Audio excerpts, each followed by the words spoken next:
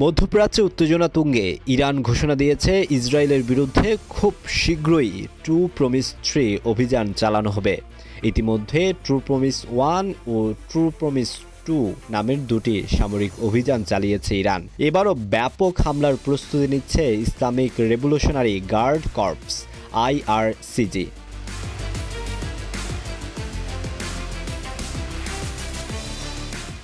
IRGCর commander brigadier general Ali Hajizadeh জানিয়েছে, দখলদার ইসরায়েলের বিরুদ্ধে চূড়ান্ত আঘাত আসন্ন।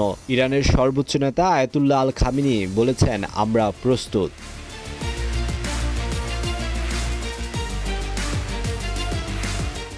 এদিকে ইরানের বিরুদ্ধে পাল্টা হামলার হুমকি দিয়েছে মার্কিন যুক্তরাষ্ট্র ও ইসরায়েল। মার্কিন প্রেসিডেন্ট ডোনাল্ড ট্রাম্প ইরানকে আলোচনার আহ্বান জানিয়ে বলেছেন, বোমা নয়, সমঝোতা চাই।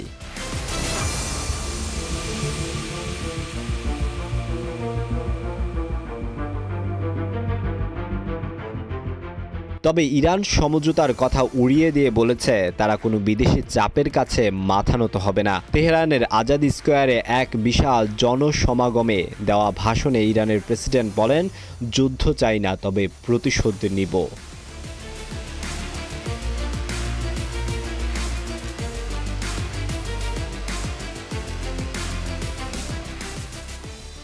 এর আগে 2024 সালে 13 এপ্রিল 3 শতাধিক মিসাইল ও ড্রোন দিয়ে ইসরায়েলকে আঘাত করেছে ইরান। পরে 1 অক্টোবর চালায় ট্রু প্রমিস 2।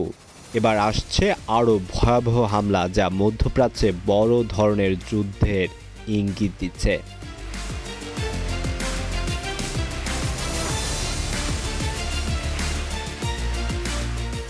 আলোয়ান খান, ঢাকা প্রকাশ।